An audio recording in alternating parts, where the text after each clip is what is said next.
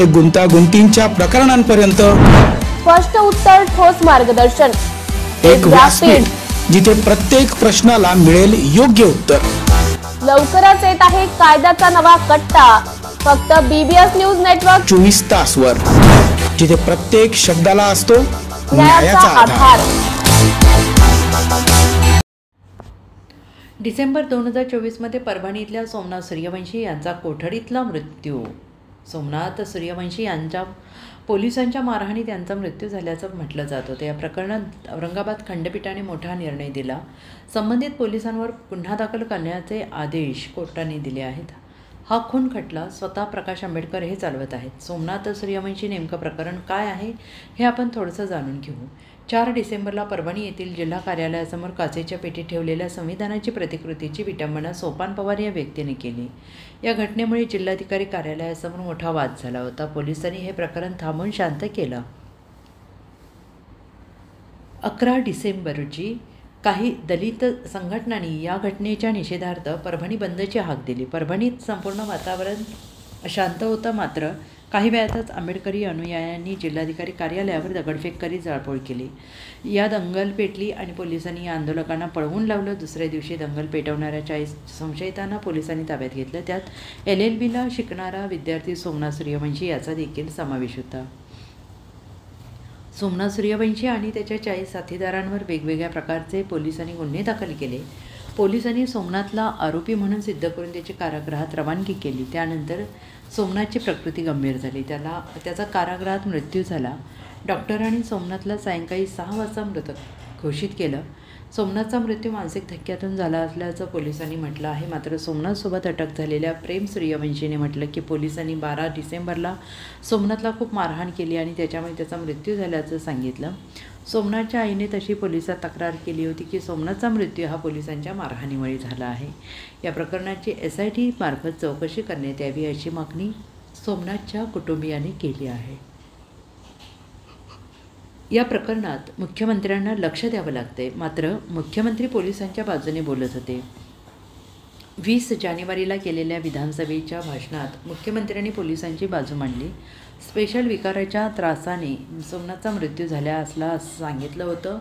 परभणी मॅजिस्ट्रेटच्या ऑर्डरचा संदर्भ देत सोमनाथ सूर्यवंशीने स्वतः कबुली दिली होती की त्याला पोलिसांनी मारहाण केली नाही, असं मुख्यमंत्री देवेंद्र फडणवीस यांनी म्हटलं आहे। सोमनाथचा मृत्यू हा शोषण विकाराने झाला, ते अहवालात नमूद केलेलं आहे, असंही मुख्यमंत्री यांनी यावेळीच म्हणाले होते। मात्र शवविच्छेदनाचा अहवाल समोर आल्यानंतर पोलिसांच्या मारहाणीनेच सोमनाथचा मृत्यू झाला असल्याचा स्पष्ट झालं आहे। घाटे रुग्णालयाचा अहवाल समोर असताना मुख्यमंत्र्यांनी पोलिसांचा बचाव करीत विधानसभेत खोटी माहिती दिली होती। त्यानंतर मार्चमध्ये न्यायदंड अधिकाऱ्यांचा 451 पानांचा अहवाल राज्य माहिती अधिकाऱ्यांसमोर सादर करण्यात आला होता। त्यामध्ये सोमनाथचा मृत्यू हा पोलिसांच्या मारहाणीतच झाला असल्याचं स्पष्ट झालं होतं आणि 72 पोलिसांना यासाठी जबाबदार धरण्यात आलं होतं। या अहवालानुसार नवनगुंडा पोलीस ठाण्यात एका 3 अधिकाऱ्याला 2 कर्मचाऱ्यांना निलंबित केलं गेलं। मात्र बाकीच्या पोलिसांच्या चौकशीची मागणी सोमनाथच्या आईने केली। त्यानंतर CIDच्या एका समितीची स्थापना करण्यात आली। CID समिती सरकारच्या देखरेखीने या घटनेचा तपास करत असताना सोमनाथच्या आईने मुंबई उच्च न्यायालयात धाव घेतली आणि सरकारच्या विरोधात खटला दाखल केला। त्यानंतर वंचित बहुजन आघाडीचे प्रमुख प्रकाश आंबेडकर यांनी सोमनाथ सूर्यवंशीच्या बाजूने हा खटला चालवला। आंबेडकरांनी न्यायालयाच्या लक्षात आणून दिलेल्या काही गोष्टींमुळे सोमनाथच्या मृत्यूचे दोषी हे सरकार आहे आणि CID ही सरकारच्या देखरेखीखाली काम करते। अशावेळी CIDची चौकशी पक्षपाती असू शकते। सोमनाथचा मृत्यू न्यायालयीन कोठडीत झाला असल्यामुळे 196 नुसार या प्रकरणाची चौकशी आणि न्यायालयाच्या देखरेखीत व्हावी अशी त्यांनी मागणी केली होती। आंबेडकरांनी यावेळी CIDच्या चौकशीवर संशय व्यक्त केला होता। कोठडीत झालेल्या प्रकरणाची चौकशी ही न्यायदंडाधिकारी यांच्या मार्फतच केली जाते, मात्र त्यांच्यामुळे कोणतीही कारवाई करण्याचा अधिकार त्यांच्याकडे नसतो। त्यामुळे न्यायालयाने या प्रकरणाच्या चौकटीसाठी स्वतंत्र SITची स्थापना केली। न्यायालयाने सुनावणीमध्ये पोलीस उपअधीक्षक पदाच्या अधिकाऱ्यांची SIT स्थापना करून त्यांच्याकडे हे प्रकरण सोपवले आणि न्यायालयाने सांगितलं होतं की पोलिसांवर 8 दिवसांच्या आत पुणे गुन्हे दाखल करण्याचे उच्च न्यायालयाच्या औरंगाबाद खंडपीठाने आदेश दिले. सोमनाथ सूर्यवंशी प्रकरणावर सुप्रीम कोर्टाने दिलेल्या आदेशानुसार परभणीच्या नवामुंडा पोलीस ठाण्यात गुन्हे दाखल करण्यात आलेला आहे. जयाबाई सूर्यवंशी यांच्या अर्जावरून हे गुन्हे दाखल करण्यात आलेले आहेत. मात्र हे गुन्हे त्यांच्या विरोधात दाखल करण्यात आलेले आहेत आणि हा सगळा घटक हा या संदर्भात नाशिक येथे वंचित बहुजन कार्यकर्ते आक्रमक झालेले आहेत. सोमनाथ सूर्यवंशी यांची परभणी पोलिसांनी हत्या केली. कोणत्याही प्रकारचा हत्येचा गुन्हा पोलीस प्रशासन नोंदवून घेत नव्हते. या पोलीस प्रशासन आणि सरकारच्या विरोधात वंचित बहुजन आघाडीचे प्रमुख बाळासाहेब आंबेडकर यांनी हायकोर्ट येथे जाऊन पिटिशन दाखल केली. त्यामध्ये हायकोर्ट यांनी पोलिसांवर गुन्हा दाखल करण्यास सांगितलं. मात्र हे फडणवीस सरकार सुप्रीम कोर्टात गेले. तेथे बाळासाहेबांनी सरकारच्या विरोधात पिटिशन दाखल करून सुप्रीम कोर्टानेही गोळीबाराचा हत्येचा गुन्हा नोंदवण्यास सांगितले आणि हा बाळासाहेबांचा विजय, कायद्याचा विजय झाल्याने नाशिक शहरात उर्मिलाताई गायकवाड, जिल्हा अध्यक्ष महिला आघाडी यांच्या नेतृत्वाखाली एक ज्येष्ठ नेते संजयजी साबळे यांच्या मार्गदर्शनाखाली जल्लोष करण्यात आला. या प्रसंगी वंचित बहुजन आघाडीचे उत्तर महाराष्ट्र महासचिव वामनदादा गायकवाड, बाळासाहेब शिंदे, दीपचंद दोंदे, चेतन गांगुर्डे, संदीप काकळीज, रवी पगारे, NK पंडित, मधुकर बागुली, विनय कटारे, मारुती घोडेराव, दीपक भंडारी, दिनेश साळवे, जितेश शार्दूल, धम्मपाल बावळे, विशाल भवर, सुरेश उबाळे, शोभा मोरे, रंजना साबळे, सीमा गायकवाड, अर्चना गायकवाड, पल्लवी इंगळे इतर असंख्य कार्यकर्ते उपस्थित होते. नाशिक जिल्ह्यातर्फे बाळासाहेब आंबेडकरांचा अभिनंदनाचा ठराव पास करण्यासाठी या ठिकाणी बैठक आणि मेळावा भरवलेला आहे. बाळासाहेब आंबेडकरांनी सोमनाथ सूर्यवंशीवर जो अन्याय झाला त्यासाठी त्यांनी कोर्ट कचेऱ्या सगळ्या पायऱ्या झिजवल्या आणि शेवटी सोमनाथ सूर्यवंशीच्या कुटुंबाला न्याय मिळवून दिला. या सरकारनं सोमनाथ सूर्यवंशी हा पोलिसांच्या मारहाणीत गेलेला नसून त्याला अटॅक आला. मला एक मोठं खेदानं म्हणावं असं वाटतं या सरकारला, या मित्र लोकांना, की 30-35 वर्षाचा तरुण बा वकिली व्यवसाय करणारा शेजारने धरधाकट असलेला मनुष्य हा हार्ट अटॅकने कधी मोठं जाऊ शकतो का? त्याला हार्ट अटॅक येतो का? अशा प्रकारची कुठली याच्या अगोदरची त्याचा इतिहास नाही आहे, असा इतिहास नाही नसताना सुद्धा या सरकारनं असा टप्पा ठेवला का तो पोलिसाच्या मारहाणीत गेलेला नसून तो हार्ट अटॅकने गेला.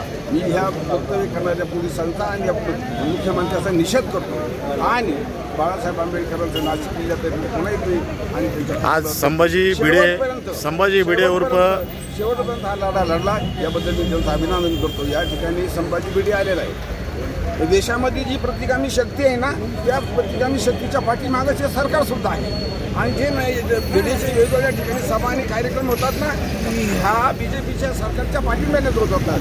नव्हे त्या देशातलं आणि महाराष्ट्राचं वातावरण बिघडवण्याचा प्रयत्न यांचा आहे आणि असं वातावरण दुर्लक्ष सत्तेवर आलेले आहे. आणि म्हणून आता येणाऱ्या निवडणुकीमध्ये त्यांना सत्तेवर जायचं आहे. म्हणून इथली प्रतिगाम्यांनी वातावरण बिघडण्यासाठी संभाजीसारखा माणूस हाताशी धरून वेगवेगळ्या ठिकाणी सभा घेण्याचा प्रयत्न चालवला आहे. आम्ही जर या वंचित बहुजन समाजाच्या वतीने, संघटनेच्या वतीने आणि या समाजाच्या वतीने जर आमच्या बहुजन समाजावर त्यांनी काही विचित्र काही वक्तव्य केलं तर त्याचा आम्ही निषेध करू. उद्यापासून जर आम्ही पेपर पाहू त्याच्यावर काय उत्तर त्याच्यावर आम्ही लक्ष ठेवू. अशा पद्धतीनं त्यांनी जर वातावरण जर बिघडवायचा प्रयत्न केला तर आम्ही त्याचा पाठलाग करू आणि तो जिथं असेल तिथं त्याला धरून ठेवल्याशिवाय राहणार नाही. वंचित बहुजन आघाडी सक्षम पक्ष आहे. जो समाजावर अन्याय आणि खरे समाजाविरुद्ध काही बोलल त्याचा आवाज उठवण्यासाठी वंचित बहुजन आघाडी नाशिक जिल्हा सक्षम असेल. धन्यवाद. परभणी येथे झालेल्या आंदोलनामध्ये सोमनाथ सूर्यवंशी यांना आरोपी करून त्याचा मृत्यू पोलीस कोठडीमध्ये श्वसनाच्या विकारानं झाला असं मुख्यमंत्र्यांचं निवेदन विधानसभेत होतं. त्यानंतर पोस्टमार्टम रिपोर्ट आल्यानंतर त्यांचा मृत्यू हा मारहाणीत झालेला आहे आणि याचाच आधार घेऊन बाळासाहेब आंबेडकरांनी राज्य शासनाच्या त्या लोकांवर गुन्हे दाखल आहेत त्यासाठी हायकोर्टमध्ये दावा दाखल केला. त्याचाही निकाल आपल्या बाजूने आला. नंतर महाराष्ट्र शासन सुप्रीम कोर्टात अपिलामध्ये गेलं. त्या ठिकाणी बाळासाहेब आंबेडकरांनी बाजू मांडली. त्याचाही निकाल आपल्या बाजूला येऊन त्या संबंधित लोकांवर गुन्हे दाखल करावे हा आम्ही आमचा विजय समजून त्यासाठी आज बाळासाहेब आंबेडकरांचं अभिनंदन करतो. आम्ही या ठिकाणी जमलेलो आहोत. त्याबद्दल बाळासाहेब आंबेडकरांचं अभिनंदन. तसंच एक निषेधही करायसाठी आम्ही एक जमलेलो आहोत की आज नाशिकमध्ये एका विषारी नागाची एंट्री झाली. तो विषारी नाग आज नाशिकमध्ये येऊन विषमतेचं बीज पेरणार आहे, विषमतेचं विष पेरणार आहे. जर त्या माणसानं जर विषमतेचं बीज या नाशकात पेरलं तर आमचं प्रशासनाला म्हणणं आहे की याला आवरा, अन्यथा याच्या तोंडाला कुलूप वंचित बहुजन आघाडीचे कार्यकर्ते लावतील. त्याला संविधानानं बोलण्याचं स्वातंत्र्य आहे, परंतु समाजामध्ये तेढ निर्माण करण्याचं जर काम तो मनोहर कुलकर्णी करणार असेल तर त्याला वंचित बहुजन आघाडीचे लोक धडा शिकवल्याशिवाय राहणार नाही. म्हणून त्याचाही आज आम्ही निषेध या ठिकाणी करीत आहोत. धन्यवाद. सुजाता आंबेडकर आणि अंजलीताई आज काल दिवसभर पोलीस स्टेशनला होत्या, गुन्हा दाखल झाला नाही. असं आहे की त्या पुण्याच्या 3 मुलींना ही जी कहाणी आहे, छत्रपती संभाजीनगरच्या एका विवाहित स्त्री ही रागानं आपल्या घरातून निघून आलेली होती. तिचा काय झगडा झाला तो तिला माहिती, परंतु तिचा सासरा पुण्यामध्ये येऊन त्या स्त्रीचा तपास करायला लागला. काही पोलीस त्यांनी आणले होते, तिथले कोणतीही गुन्हा दाखल न करता त्यांनी ते पोलीस आणले आणि ती महिला ज्यावेळेस पुण्यात आली ती एका छात्रालयामध्ये गेली. तिथं तिचं ॲडमिशन तिने केलं, परंतु प्रोसेसमुळं तिला दुसऱ्या दिवशी त्या छात्रालयामध्ये बोलवण्यात आलं. म्हणून तिच्या ओळखीची काही मुली त्या ठिकाणी एक रूममध्ये रूम पार्टनर मधून राहत होत्या. त्या ठिकाणी जाऊन तिने रात्र तिथे काढली आणि दुसऱ्या दिवशी ती त्या छात्रालयात गेली. परंतु हा तिचा सासरा त्या ठिकाणी त्या 3 मुलींकडं त्यांनी मोबाईलवरचं सर्व ट्रॅक केलं आणि त्या ठिकाणी जाऊन तिचा शोध घेतला. त्या मुलींनी सांगितलं की आमच्याकडे रात्रभरती गेली, परंतु या लोकांनी त्या मुलींना एवढं टॉर्चर केलं की पुण्यातल्या 3 पोलीस स्टेशनमध्ये त्यांना नेलं.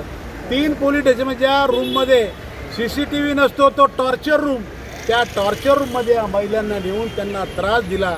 आता शेवटी झाला असं की त्या मुली आयुक्ताकडे गेल्या की याच्यावर ॲट्रॉसिटी दाखल करा. त्यांचा साधा FIR सुद्धा दाखल झाला नव्हता. बाळासाहेब आंबेडकरांनी फोन केला तिथल्या पोलीस स्टेशनला, तिथे बाळासाहेबांना उत्तर दिलं की एकदा FIR झाल्यावर मग काय होती. बाळासाहेब म्हणे तुम्ही कायदा मला शिकू नका, FIR दाखल झाल्यावर तुम्ही चौकशी करू शकता. त्याप्रमाणे तो FIR दाखल झाला आणि आमची माऊली अंजलीताई आंबेडकर व दादा सुजाता आंबेडकर हे स्वतः पुण्यात आले आणि तिथल्या CPला भेटून त्यांच्यावर ॲट्रॉसिटीची गुन्हा दाखल करावा, त्या मुलींना न्याय मिळावा. या म्हणजे एवढं तत्परपणा आमच्या आंबेडकर कुटुंबातील लोक हे घेत आहेत. दुसरी लोक AC कॅबिनमध्ये बसून फोन करून सांगत असतील तसं बाळासाहेबांचं नाही. बाळासाहेब अशा वेळेस स्वतः उभे राहतात. तुझ्या दादा स्वतः आले, अंजलीताई आल्या. अशी त्या घटनेचाही आज आम्ही वंचित बहुजन आघाडी नाशिक जिल्ह्याच्या वतीने आम्ही निषेध करतो. अजून गुन्हा दाखल झाला नाही, FIR झाली, गुन्हा दाखल नाही झाला अजून ॲट्रॉसिटीनुसार गुन्हा दाखल नाही झाला. काय भूमिका असणार आहे त्याचा तपास आहे. बघा ॲट्रॉसिटीच्या बाबत आता विषय असा आहे की ॲट्रॉसिटीच्या 3 प्रकारामध्ये ॲट्रॉसिटी दाखल होती. ते कोणत्या प्रकारात बसतो त्याच्यात एक मातंग समाजाची मुलगी आहे त्या 3 मध्ये, तर ते आता चौकशी होऊन तो त्या ॲट्रॉसिटीचा गुन्हा दाखल होणार आणि नाही झाला तर पुन्हा त्या पुण्यामध्ये वंचित बहुजन आघाडीच्या वतीने आंदोलन होणार.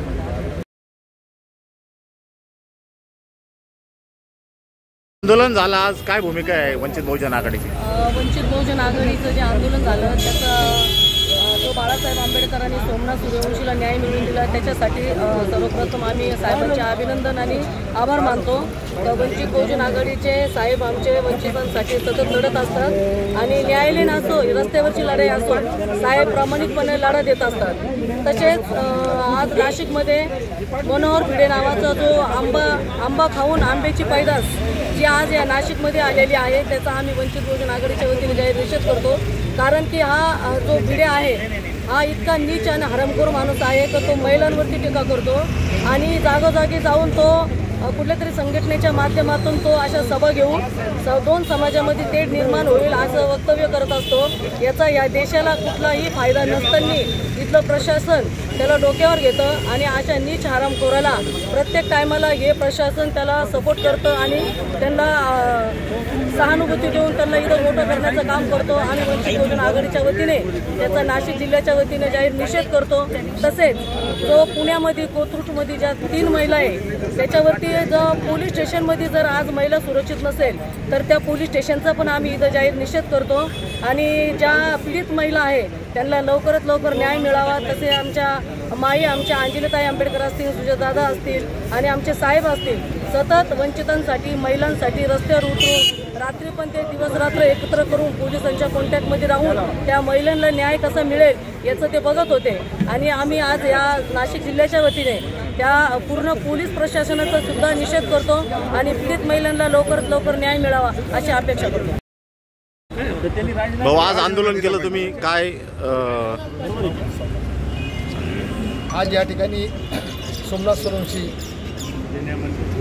यांच्याबद्दल या ठिकाणी जो कार्यक्रम आमच्या उर्मिलाताई गायकवाड यांनी घेतला होता, या ठिकाणी उपस्थित असणारे आमचे वामनदादा गायकवाड, बाळासाहेब शिंदे, चेतन गांगोडे, त्यानंतर आमचे संदीप भाऊ काकळी आणि वंचितचे सर्व पदाधिकारी सामनेबाईपासून तर मोरेताईपर्यंत शिवत सगळे.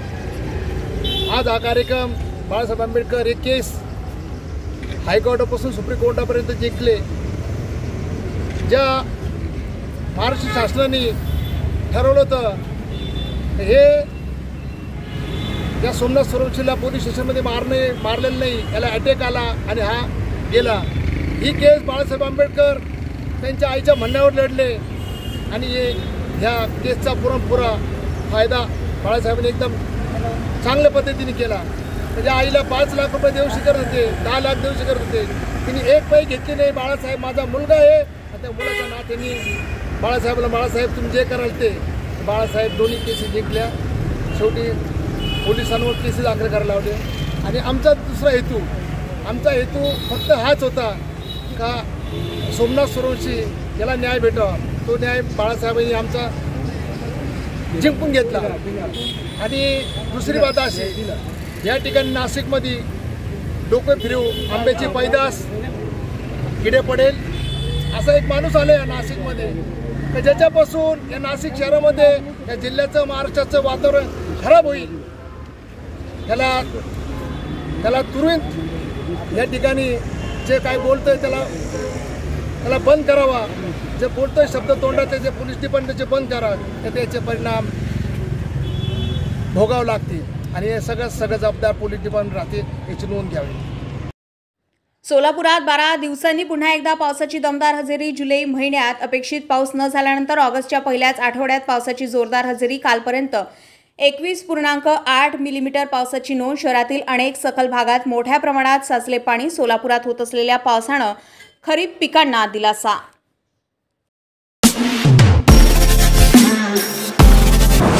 नमस्कार नाशिककर, आज आपण आहोत ललित रुंठा ग्रुप यांच्या रुंठा फ्लोरेन्झा या प्रोजेक्टला. तर हा प्रोजेक्ट आहे प्रीमियम लोकेशनला, म्हणजेच गोविंद नगर जवळ.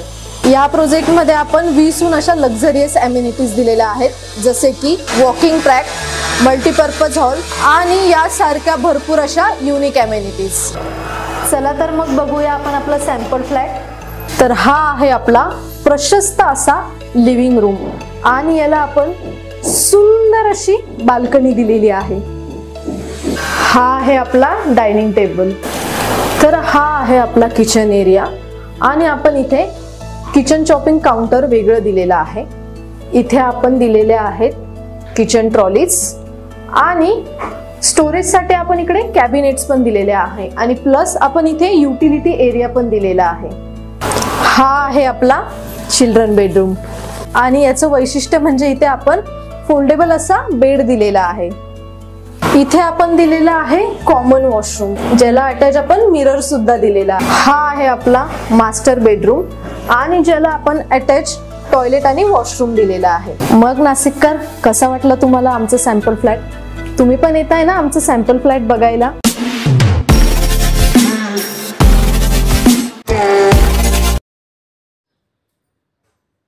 पंढरपुरात आज मुसळधार पावसानं हजेरी लावली. सकाळपासूनच आभाळी वातावरण पंढरपुरात होते. अशातच मुसळधार पावसामुळे अनेक ठिकाणी सखल भागात पाणी साचले गेले. मुसळधार पावसामुळे आठवडी बाजार परिसरात काही काळ नागरिकांची मोठी तारांबळ उडाली होती.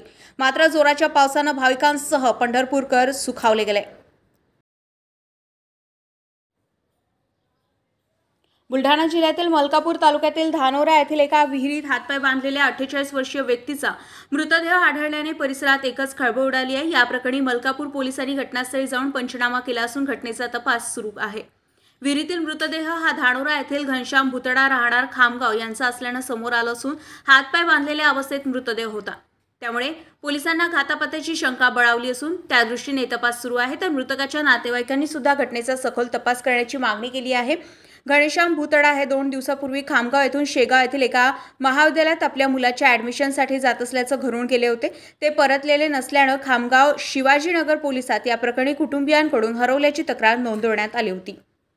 नाशिककरांसाठी जाहीर आवाहन। पावसाळ्यात अतिसार, गॅस्ट्रो, कॉलरा यांसारखे दूषित पाण्यामुळे होणारे आजार होऊ नयेत म्हणून उघड्यावरील अन्नपदार्थ व कापलेली फळे खाऊ नका। पिण्याचे पाणी गाळून 10 मिनिटे उकळून प्या। जेवणापूर्वी व बाळास भरवण्यापूर्वी हात स्वच्छ धुवा। ताक, शहाळ्याचे पाणी, डाळीचे पाणी भरपूर प्रमाणात प्या आणि ताज्या अन्नपदार्थांचे सेवन करा। रोगाची लागण झाल्यास त्वरित डॉक्टरांचा सल्ला घ्या। स्वच्छता पाळा, रोग टाळा। सार्वजनिक आरोग्य विभाग, मनपा नाशिक द्वारे जनहितार्थ प्रसारित। नाशिककरांसाठी जाहीर आवाहन। पावसाळ्यात अतिसार, गॅस्ट्रो, कॉलरा यांसारखे दूषित पाण्यामुळे होणारे आजार होऊ नयेत म्हणून उघड्यावरील अन्नपदार्थ व कापलेली फळे खाऊ नका। पिण्याचे पाणी गाळून 10 मिनिटे उकळून प्या। जेवणापूर्वी व बाळास भरवण्यापूर्वी हात स्वच्छ धुवा। ताक, शहाळ्याचे पाणी, डाळीचे पाणी भरपूर प्रमाणात प्या। भरधाव वेगात असलेली 4 चाकी वाहन थेट घराच्या पोचमध्ये घुसल्याची घटना नागपूर तुळजापूर महामार्गावरील दत्तपूर येथे घडली आहे। वाहन हे नागपूरवरून यवतमाळ मार्गे पुणे येथे जात होते। दरम्यान वाहन चालकाचे वाहनावरील नियंत्रण सुटल्याने हा अपघात घडलाय। दरम्यान या अपघातात वाहनातील 2 जण गंभीर जखमी झाले आहेत। दरम्यान त्यांना उपचारासाठी यवतमाळच्या खासगी रुग्णालयात दाखल करण्यात आले। घरातील सर्व कुटुंब दुसऱ्या रूममध्ये असल्याने जीवितहानी झाली नाही। ही घटना काल मध्यरात्रीच्या दरम्यान घडली आहे। दत्तपूर गावाजवळ रस्त्याचे काम सुरू आहे। दरम्यान रस्त्याचे काम अर्धवटच असल्याने वारंवार या ठिकाणी अपघाताच्या घटना घडल्या आहेत। राज्यातील विधानसभा निवडणुकीपूर्वी राज्य शासनाने लाडकी बहीण योजना अंमलात आणली, परंतु आता या योजनेचा अतिरिक्त भार शासनाच्या तिजोरीवर पडत असल्याची ओरड होत आहे। या योजनेतील लाभार्थी कमी करण्यासाठी शासन विविध उपाय करत आहे। त्यामुळे 65 वर्षावरील आणि एका परिवारातील 2 पेक्षा जास्त लाभार्थ्यांचा लाभ बंद करण्यात येणार आहे। बुलढाणा जिल्ह्यातील या दोन्ही अटीत बसणारे एकूण 51,430 लाभार्थ्यांचा लाभ तात्पुरता थांबवण्यात आलाय, अशी माहिती जिल्हा महिला व बालविकास अधिकारी अमोल डिघोळे यांनी दिली आहे। मुख्यमंत्री लाडकी बहीण योजना अंतर्गत बुलढाणा जिल्ह्यात एकूण 6,11,00,000 लाभार्थी आहे। राज्य शासनाच्या निर्देशनानुसार एका कुटुंबातील फक्त 2 महिला या योजनेचा लाभ घेऊ शकतात। तसेच लाभार्थी महिलांचं वय 21 ते 65 वर्ष असले पाहिजे। शासनाच्या या बाबी निर्देशनास आली की एका कुटुंबातील 2 पेक्षा जास्त महिला आणि 65 वर्षावरील महिला सुद्धा लाभ घेत आहेत। या दोन्ही अटींचा भंग करणाऱ्या लाभार्थी महिलांचा शोध घेण्याचे निर्देश राज्य शासनाने महिला व बालविकास विभागाला दिले आहे। बुलढाणा जिल्ह्यात एकाच कुटुंबातील 2 पेक्षा जास्त 39,267 लाभार्थी महिला मिळून आल्या आहेत। तसेच 65 वर्षावरील असलेले 12,133 महिला मिळून आल्या आहेत। अशा प्रकारे 51,430 लाभार्थी महिलांचं अनुदान थांबण्यात आलं असून याची पडताळणी केली जात असल्याची माहिती जिल्हा महिला बालविकास अधिकारी अमोल डिघोळे यांनी दिली आहे। नमस्कार। बुलढाणा जिल्ह्यामध्ये फॉर्म बाद झाल्याबाबत कुठलीही परिस्थिती नसून चालू महिन्यामध्ये काही लाभार्थ्यांच्या खात्यामध्ये लाडकी बहीणचे अनुदान जमा न झाल्याबाबतच्या तक्रारी समोर आलेल्या आहेत। या अनुषंगाने महिलांना सुचवण्यात आलेलं आहे की त्यांची पडताळणी चालू असून त्याबाबतचे अद्ययावत डॉक्युमेंट त्यांनी अंगणवाडी सेविका व बालविकास प्रकल्प अधिकारी कार्यालयात जमा करावे। साहेब, किती जिल्ह्यामध्ये लाडकी बहिणीचा लाभ किती पुरुषांनी घेतला आहे? पुरुषांनी लाभ घेण्याबाबतची अशी कुठलीही आत्तापर्यंतची बाब बुलढाणा जिल्ह्यामध्ये निदर्शनास आलेली नाही। आता जे लाडकी बहिणांचे फॉर्म तुम्ही म्हणता होल्ड झाले, त्यांना तुम्ही काय आव्हान करणार? माझा सर्व लाडक्या बहिणींना एक मेसेज राहील की ज्या महिलांना आतापर्यंतचे सगळे लाभ त्यांच्या खात्यामध्ये जमा झाले होते, तथापि जून महिन्याचा लाभ त्यांच्या खात्यात जमा झालेला नाही, अशा महिलांनी त्यांचे अद्ययावत जे कागदपत्र आहेत तसेच इतर जी माहिती आहे ती अंगणवाडी सेविका व बालविकास प्रकल्प अधिकारी यांच्याकडे सादर करावी, जेणेकरून त्यांची पडताळणी होऊन लाभाबाबत योग्य। नमस्कार नाशिककर, आज आपण आहोत ललित रुंठा ग्रुप यांच्या रुंठा फ्लोरेंजा या प्रोजेक्टला। तर हा प्रोजेक्ट आहे प्रीमियम लोकेशनला म्हणजेच गोविंद नगर जवळ. या प्रोजेक्टमध्ये आपण 20हून अशा लक्झरियस ॲम्युनिटीज दिलेल्या आहेत, जसे की वॉकिंग ट्रॅक, मल्टीपर्पज हॉल आणि यासारख्या भरपूर अशा युनिक ॲम्युनिटीज. चला तर मग बघूया आपण आपला सॅम्पल फ्लॅट. तर हा आहे आपला प्रशस्त असा लिव्हिंग रूम आणि याला आपण सुंदर अशी बाल्कनी दिलेली आहे. हा आहे आपला डायनिंग टेबल. तर हा आहे आपला किचन एरिया आणि आपण इथे किचन चॉपिंग काउंटर वेगळं दिलेलं आहे. इथे आपण दिलेले आहेत किचन ट्रॉलीज आणि स्टोरेजसाठी आपण इकडे कॅबिनेट्स पण दिलेले आहे आणि प्लस आपण इथे युटिलिटी एरिया पण दिलेला आहे. हा आहे आपला चिल्ड्रन बेडरूम आणि याचं वैशिष्ट्य म्हणजे इथे आपण फोल्डेबल असा बेड दिलेला आहे. इथे आपण दिलेला आहे कॉमन वॉशरूम, ज्याला अटॅच आपण मिरर सुद्धा दिलेला आहे. हा आहे आपला मास्टर बेडरूम आणि ज्याला आपण अटॅच टॉयलेट आणि वॉशरूम दिलेला आहे. मग नाशिककर, कसा वाटला तुम्हाला आमचं सॅम्पल फ्लॅट? तुम्ही पण येताय ना आमचं सॅम्पल फ्लॅट बघायला? तुमच्या मनातील इच्छा लवकरच पूर्ण होईल. दादा शब्दांचा पक्का माणूस आहे. मंत्रिपदावरून आमदार प्रताप पाटील चिखलीकर यांचं विधान. दादानं शब्द दिला आहे 2004 पासूनची सिनियरिटी काउंट करून मला न्याय देणार. बारामतीत पान रस्त्यावर पडलं तरी उठून दिसतंय. नांदेडमध्ये माणूस खड्ड्यात पडला तरी दिसत नाही. तुमच्या जुन्या नेत्यांनी नांदेडचं पार वाटोळं करून टाकलंय. राष्ट्रवादीचे आमदार प्रतापराव पाटील चिखलीकरांची खासदार अशोक चव्हाण यांच्यावर नाव न घेता टीका. पडले त्याच्यापैकी 90% लोक ते हार घालताना म्हणायचे की आता तुम्ही मंत्री झालं पाहिजे. जेवढे फोन आले फोनवर शुभेच्छा देताना सगळे सांगत होते की तुम्ही मंत्री झालं. पण अतिशय गर्वानं खरं तर मी बोलू नये, मीडियानं माझं हे वाक्य झापून एवढीच विनंती आहे, प्रेमानं सांगतो. अजित दादा शब्दाचा पक्का आहे. माझी परिस्थिती घाटे साहेब अशी आहे, मी दरवर्षी वर्गामध्ये पास आहे, पण दरवर्षी पहिलीला प्रवेश घेतला, पहिलीत पास व्हायचं पुन्हा पहिलीत पास आहे, असं इतके वर्ष मी करत होतो. त्याचं कारण असं आहे की पहिली निवडणूक मी शिलाई मशीनवर लढली, तेव्हा निवडून आलो. ते म्हणायचे की तुझी वेळ पहिली आहे, तू थांब. शिवसेनेतून निवडून आलो, शिवसेनेवाले म्हणायचे की तुझी पहिली वेळ आहे. भाजपमधून निवडून आलो, भाजपवाले म्हणजे तुझी पहिली वेळ आहे, थांब. आता राष्ट्रवादीतून निवडून आलो.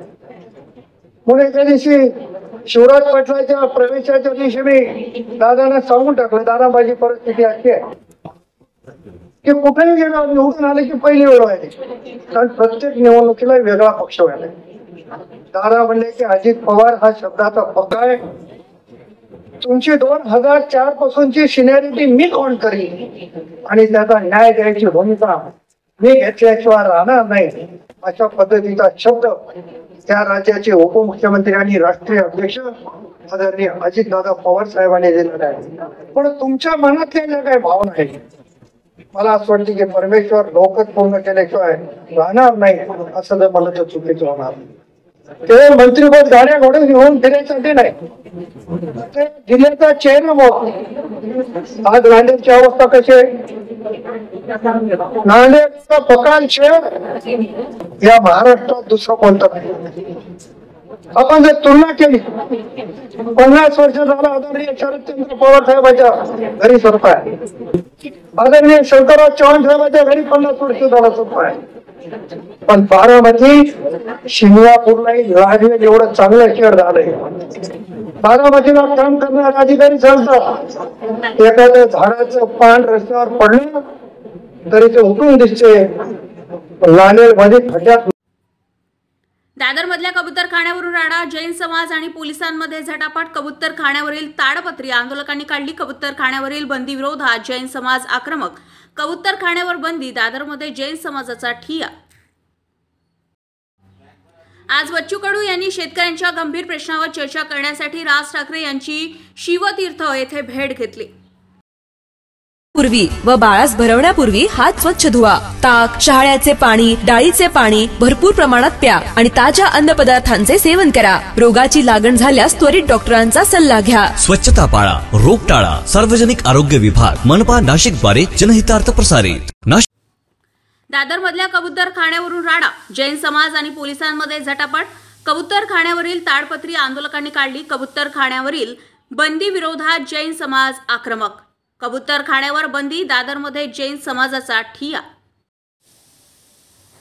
महापालिका आयुक्तांच्या मॉडेल कॉलनी येथील निवासस्थानातून मोठ्या प्रमाणावर महागडे साहित्य गायब झाल्याची धक्कादायक बाब समोर आली. नवीन आयुक्तांनी ताबा घेण्यासाठी हे निवासस्थान उघडल्यावर हा प्रकार उघडकीस आला. गेले 1.5 महिना हे निवासस्थान बंद होते. ते उघडल्यानंतर अनेक वस्तू गायब झाल्याचं आढळलं आहे. गायब साहित्यांमध्ये जुन्या काळातील ब्रॉन्झचे दिवे, झुंबर, 4 AC, kitchen top unit, dining table, 2 LED TV अशा महागड्या दुर्मिळ वस्तूंचा समावेश असल्याची सर एक तक्रार प्राप्त आहे. काही तुम्ही यायच्या आधी या बंगल्याबद्दल काही साहित्य गेलेलं आहे, चोरीला गेलंय, कोण घेऊन गेलंय, काय सगळं तक्रार? नाही बघा, मी स्पष्ट सांगतो, 2 महिन्यापूर्वी आयुक्त तिथून गेले राजेंद्र भोसले साहेब, आणि असं कुठलाही माहिती जे काही असा एस्टॅब्लिश्ड इन्फॉर्मेशन नाही आहे. एक्झॅक्टली काय माहिती आहे कोणाला म्हणजे बरोबर हे नाही आहे.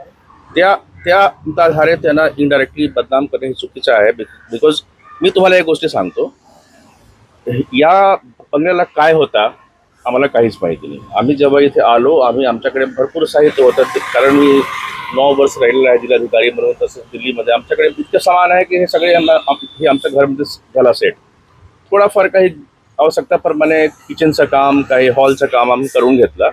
माझं काय म्हणणं आहे की जर सामान इथून निघून गेला असेल तर कुठे गेला त्याचं कुणालाही काही माहीत नाही. शेवटी याच्यामध्ये जबाबदार जे आहे आपले भवन विभागचे जे काही अभियंता ज्यांच्यावर देखरेखची जबाबदारी ते जबाबदार आहेत.